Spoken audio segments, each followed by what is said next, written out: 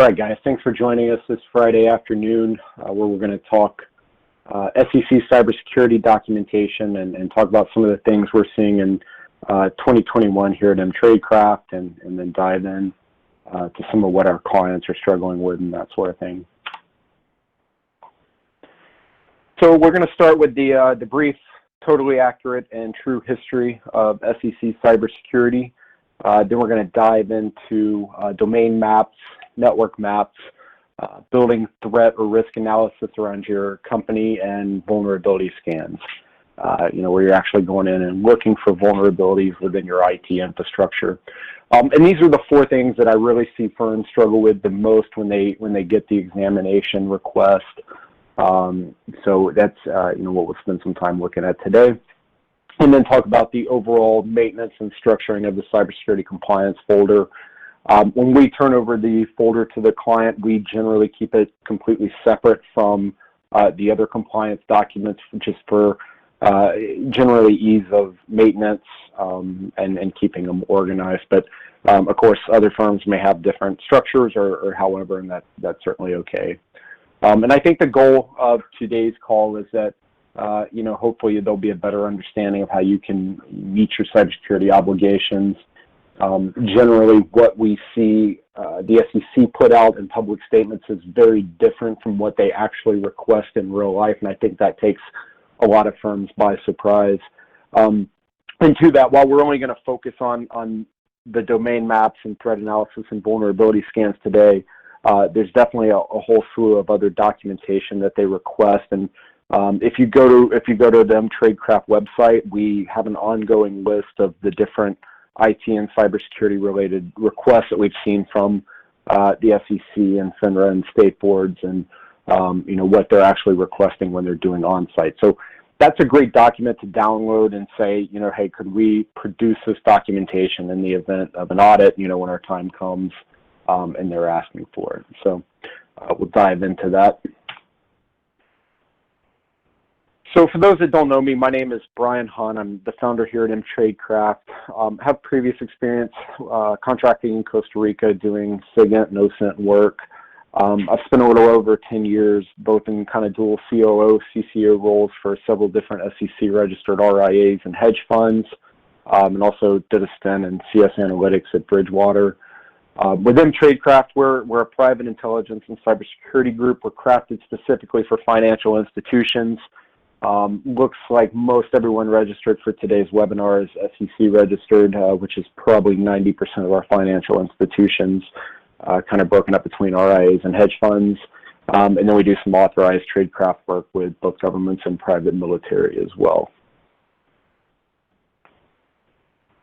So, always think it's kind of interesting to stop and think about, you guys are, I think most of you are CCOs or CTOs or COOs. And so, the question is always, how did you find yourself in charge of cybersecurity? And there's actually a very interesting kind of story to it. One day I think, and this is totally accurate, by the way, but I think one day, the SEC got together and said, hey, let's put the CCOs in charge of it. They put that plan into action, put together a committee. That committee went and watched some Hollywood hacking videos, and ultimately what we got was this report right down here. And I hope you've read it, and I also hope you haven't, just skimmed through it. It does have a lot of interesting information in there, but to us it's still a very convoluted report. And I think in general what we see is that the SEC has this interpretation of cybersecurity where they think everyone's a nation-state actor and coming after, and they're looking for the largest, encryption bits and that sort of thing. When the reality is, about 80 to 85% of the attacks are actually social engineering or human involved, and they don't really reflect a lot of what the SEC or the SEC through the NIST says that we should be doing. And so, when we work with clients, that's what we try to, get them to understand and say so that they can build the appropriate procedures around that. But to sum that all up, ultimately it leaves you with a task list that looks a little bit like this. If you can think about traditional firm, there may be a central office location, and in that office are going to be different workstations, different individuals. You may have application servers, print servers, scanners, there may be backup arrays. There's a whole host of information that can go on here. And then each one is going to have its own task list of things that you have to be doing in order to maintain your cybersecurity compliance on it. Whether it's just tracking it as an IT asset, tracking the open ports and services on it, or or tracking where you're actually going in and scanning through vulnerabilities. Each office, especially now, with everyone doing remote work, we've got some remote offices going on, which generally are right now going to be people working at home and perhaps are behind a router that's facing the internet there. And this is actually the chart we use when we're talking penetration testing with clients and showing them, how we're going to attempt to get into the networks, whether that's through an external test or an internal penetration test or through social engineering. And so, when we think about how the SEC views the world, they pretty much set you up to protect, against external attacks, which are actually not too difficult to defend when the reality is the large majority of attacks are coming internal and through social engineering. So, there's no silver bullet answer to how to protect that other than, just being mindful of the situation and being in control of it through compliance. So let's talk about the cybersecurity compliance folder. Generally, I put about 5 items in there. There's the policies and procedures manual. I'm not going to dive into that today. If you're missing this for your firm, just let me know. I've got a template that I can send you. It's about 40 pages and it's completely modular, so you can go through it and pull out the things that you don't need. For if you don't have cloud infrastructure, for instance, you might want to pull out that section. So it's super easy to use and something you guys can use internally if you need. And it basically just outlines what are you doing cybersecurity-wise. Your backup continuity plan, your user access rights management, which I'm going to talk a little bit more about here in a minute, and everything else related to how you're setting up your cybersecurity infrastructure needs to be outlined in this manual. You also need an employee tech usage agreement. Again, if you don't have this, just let me know. I'm happy to send you a template that you can use. I think ours is like a 4-pager. It's basically an agreement between you and the employee where the employee says, hey, we're not going to use our phones on unsecure networks, plug in USB devices, so on and so forth. We tell our clients to have employees signing at onboarding and then again each year as you do your annual cybersecurity training. So there's the domain threat and network maps I'm going to dive into and show you how we set up our clients to manage that and how we manage that for our clients and how we recommend that you do it in your firm. And then we're going to talk about vulnerability scans and penetration testing and round that out with employee training. So let me dive in first and just show you the general structure of how I turn over a folder to clients when we're done. It's basically going to look like this. So each year will have its own folder. So you have to do your cybersecurity audits annually, so I put each one in a folder. And then I will have the policies and procedures, employee tech usage agreements, and any other documentation that I need in a separate folder that looks like this. So any vendor confidentiality agreements that I have, the signed agreements from employees go in here. I have that firm technology use agreement, I have a vendor confidentiality agreement, and a cybersecurity policies and procedures manual. And this is where I store those so that they can easily be updated, as the firm moves forward. When you look at the individual audits, I generally break them up with a scanned database, which that's going to be the large amount of information that we, created. A lot of negative test results and that sort of thing, just to show that we were going through and testing it. For each office location, I do internal vulnerability scans by the internal office locations and break that up. So if you click on that, it would have the different scans, screenshots, and network maps associated with that particular office. And then an external report, a vulnerability scan. So that's going to be things like your website, your email server, client portal, any proprietary apps that you might be using, and then generally an executive summary, which would outline the results of what happened during that audit, what vulnerabilities did you find, how are you going to fix them, and that sort of thing. So that's generally how I break up the folder. Of course, I'm going to dive into a few more details here of the cyber audit to show you how I produce this documentation, and we get our clients to produce it as well. The one thing I do want to focus in on, while I don't want to go too much into the policies and procedures manual, I do want to focus on user access rights and management, because I am seeing this come up more and more. And this generally tends to be the part where clients don't really know what to do. You know, I think a lot of them have gone down the route of thinking, okay, I've got Microsoft Azure, so there's got to be some kind of complicated situation with that where I can track user access. I actually do it much more simple. I pull out an Excel spreadsheet. Across the top, I will put my different user access rights. So I always recommend firms classify their employees. You know, for instance, you might have Class 1 employees, and these are individuals who have access to assets and trading, asset movement, and private client data. You might have Class 2, and these are individuals that only have access to trading, and maybe they don't have access to client data, or vice versa. And then you have a Class 3, and these are individuals that just could potentially be in access with private data. And each one should have their own set of access rights and things that they can access within the system. So, you know, here I can show you in Tradecraft and how we set it up.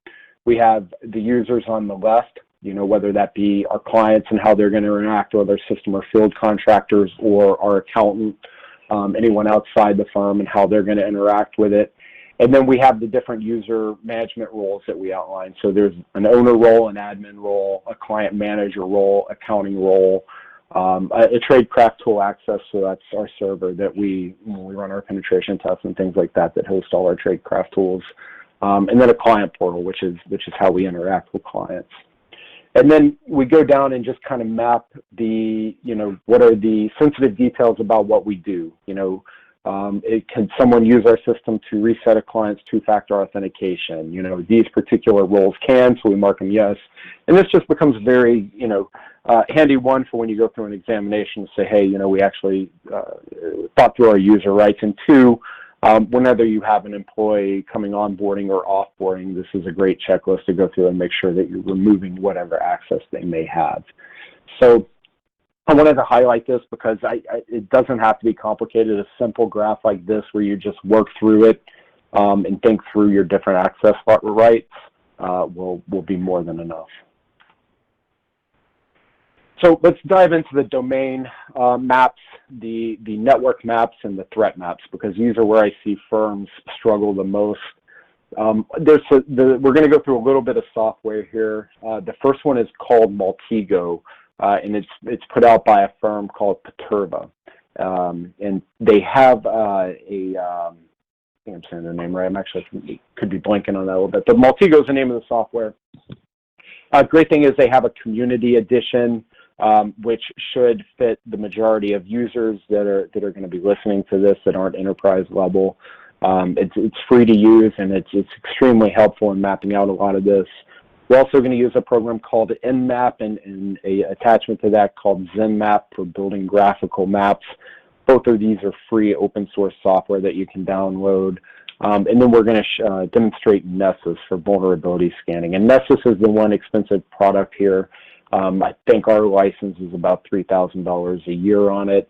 But it's extremely effective at what it does, and super convenient. So I'll show you how we use that and how we set it up and just how versatile it can be. And then, you know, internally you have to decide if this is, you know, something you guys want to invest in software internally, or if it's just worthwhile to outsource that type of scans. Nessus is what we go with. I think they're generally going to be on the lower end of the scale, actually, for vulnerability, price-wise, for vulnerability scanners.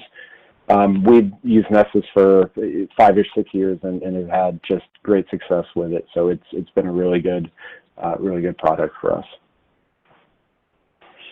So let's dive in and take a look at Maltego real quick. So I use Maltego to do, and this is actually a quick screenshot, so I dive into the real one just to show how we map information in it.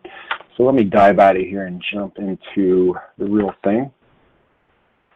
So this is Maltego. Over on the left here, you're going to have different entities that you can drag onto the device or excuse me, onto the graph and name them. So things like desktop computers, mobile phones, it's going to have all these entities already over here so that you can map how your company looks. And then this is an interactive graph. So as I go, let me actually zoom in here, get a little bigger view. As I zoom, I can use my mouse to zoom in and actually take a look at different things. And so the way I structure it, up here at the top, I will put the firm's domain. So, I think in this example, we used the fraudster, Glick, I forget his first name, but he was a fraudster out there, so we used his domain to pick on, but it was glickfs.com. And then down below that, I map all the different services and associations that domain has. So if they're using Microsoft Office, if they're using, Weebly websites or advisor websites or whatever's connected to that domain, that's where we want to go map here.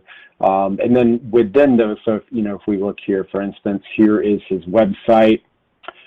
We take his website, and then down below that, we'll map the different services that are running on that website. So you can see he had like an SEO plugin, search engine optimization, Apache 2.4, which is a web server, Yoast plugins, which I believe are SEO related.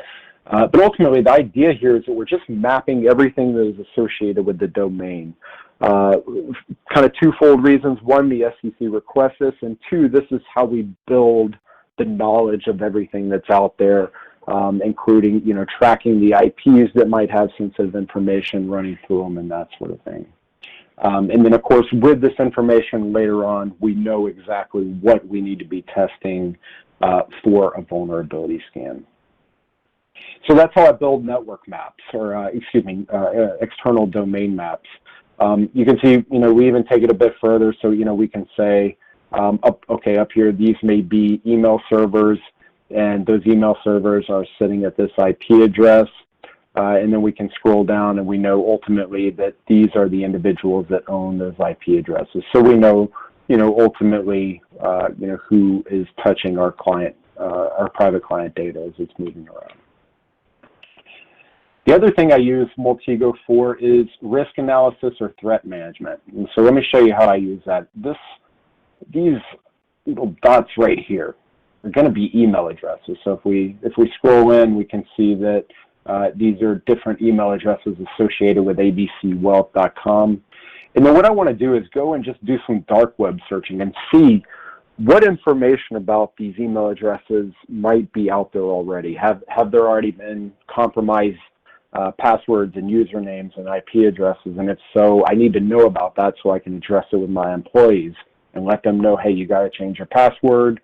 You got to change your IP address, whatever the case may be.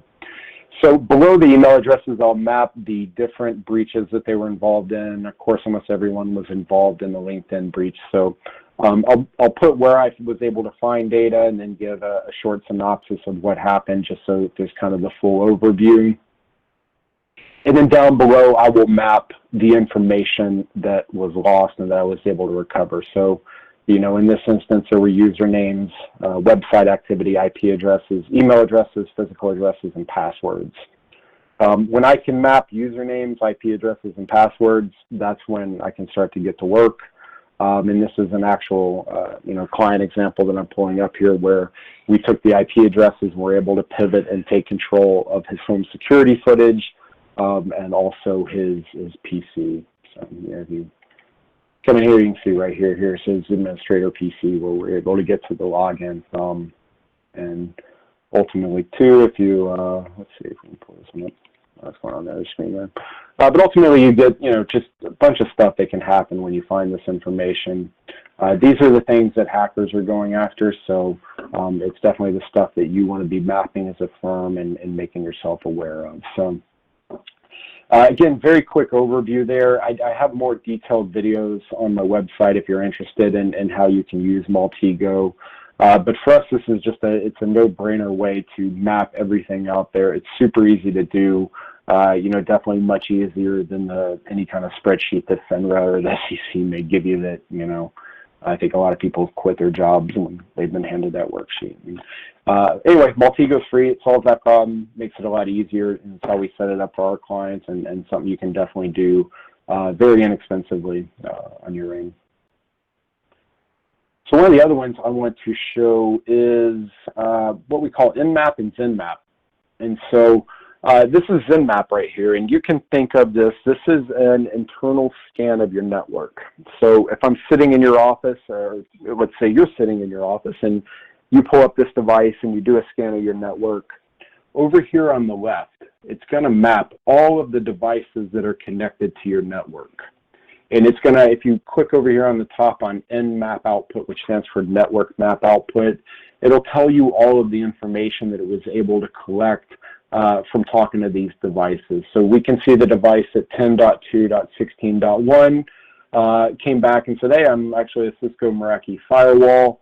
Told me a little bit about the OS that it's running, how long it's been up, all kinds of good information. So again, we're really doing two things here. One, we're building that IT checklist or that IT asset list that the FCC request, and two, we're building those graphical domain maps, which I'll show you here in a second. So ZenMap is free, and it's super useful for keeping an eye on your network and understanding what's going on. So over here on the left, you can see our first host is a Meraki firewall. The second one here is going to be a Microsoft Windows host of some kind. And so when I click on the host here, I can actually click on ports and hosts, and it's going to show me all of the ports and services and hosts that are up and running on that device. So that's extremely useful if I'm looking for employees that might be using services that they're not authorized to use, say for instance Dropbox or remote desktop or something of that nature, Zoom even. You know, you can see all that in the ports and hosts coming up here. And then, let's see, there's also, it'll build a graphical map like this. Let me spread this out a little bit so it's easier to see. And just show how every device within the network is connected. You know, so here in the middle is the local host, which is connected to the internet, and every device in the office is connected to that. You can also click on host details, and it's going to track things like the MAC address of that particular client. And so this is a unique identifying address that you can use to track assets with. So instead of having to log into each system or go get serial numbers off of each device that you have it connected to the network, and ZenMap will pull that information for you. It's extremely efficient to do. And the great thing is also too, down at the bottom, it can keep track. You know, this is top. So it's easy to track what you know, what information may be moving around in the network. Over on the right, it's going to have the different scans. So if I came back up here at the top and click scan, it would go and run a new scan. It takes about 20 to 30 minutes to complete a scan, and then it would show it up here, so I can click through my results. One very effective tool, and this is what I tell my CCOs that are going to use this internally, is put it on your task list to once a week, Monday morning, pop this thing open, click the scan button. When it's done, you come up to tools, click compare results, and it's going to, when you have scans listed here, they'll be down below, take your most recent and your new scan and compare them. And it will show you what has changed. And so that, you know, that becomes interesting when you say, okay, well, Timmy's laptop now has remote desktop connection open. Did I authorize that? Does Timmy know it's open? Does Timmy have malware that might be, you know, porting out on his computer? So this becomes an extremely effective way, you know, at the granular level to watch what's going on your network. So big fan of ZenMap. It's a super helpful program there. Excuse me. So, you know, now we've built the external domain map and we've built the internal network map. So we have a very clear idea of everything that's, you know, associated with our internet footprint, everything external and everything internal. And so the next thing that we want to do is scan those for vulnerabilities. So let me show you here what Nessus looks like. So if I come into Nessus, and I have an example here, and what I would do if I was setting this up for my firm is I would come up in here to new scans, and Nessus is going to be probably the most up-to-date with any known vulnerabilities or threats. And so you can see down here at the bottom some of the most recent additions. We have the SolarWinds check. We have a zero logon. We have a proxy logon, which was the MS Exchange vulnerability that was hitting a lot of the news channels. So Nessus is really good. Anytime a vulnerability rolls out, they'll generally have a module that you can go in and scan and check for what's going on. So ton of different scans here depending on your IT infrastructure. You know, these would depend on what different scans you deploy. You know, do you bring your own devices at work? Well, you probably want to do a mobile device scan. Are you using Office 365 or Google G Suite? Well, you probably want to do an audit of that infrastructure. Are you a financial planner that accepts credit cards? Well, you probably want to add a PCI, a payment card industry scan to that. So Nessus is super versatile in everything that it can do and go and build those scans. And basically, you know, what you end up with is a bunch of different plugins that'll go run your scans. You can actually go in and schedule them. So here's just a very basic network scan that I pulled in as an example. Let me open this up here. And again, over on the left, you're going to see the different hosts that are associated with this particular scan that we're doing.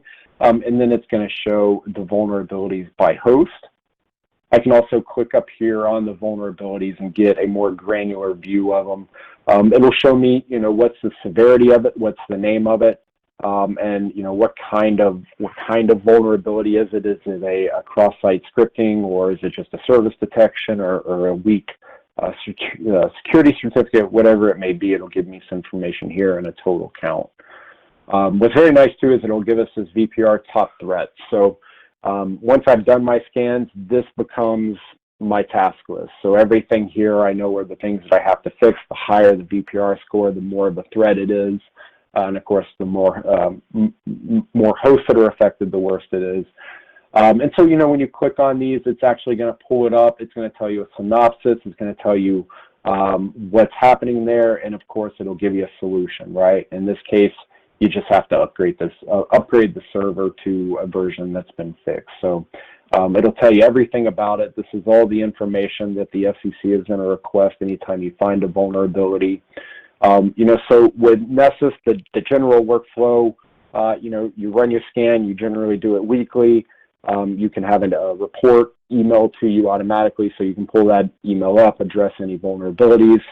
Once you find the vulnerability, you click on it here, you go to the solution, you fix it, and you click the rescan button, and you've now created your chain of events to show, you know, where you've done your scan and fixed it and addressed those vulnerabilities. So again, Nessus is a little bit expensive, but it's extremely effective at what it does in finding vulnerabilities, and it's used by, you know, the largest companies in the world, so it'll definitely fit whatever you can throw at it, you know, through your firm.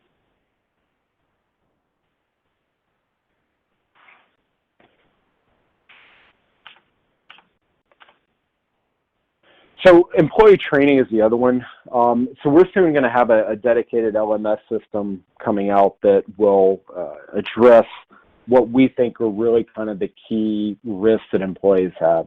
I haven't read through the report yet, but we just got notification this morning of a cybersecurity Verizon report that came out, which is a pretty popular report. And they were showing that last year, roughly 85% of all attacks involved some internal human involvement, whether that was through blackmail or coercion or phishing or whatever the case may be. And so, you know, I think that training is going to be the answer to that ultimately. You know, whether you get it through us or you get up and talk to people, you know, talk to your employees about it.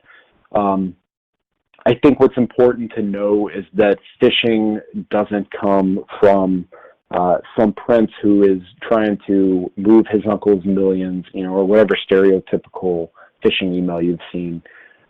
Today, they're extremely effective. I was talking to a client this morning.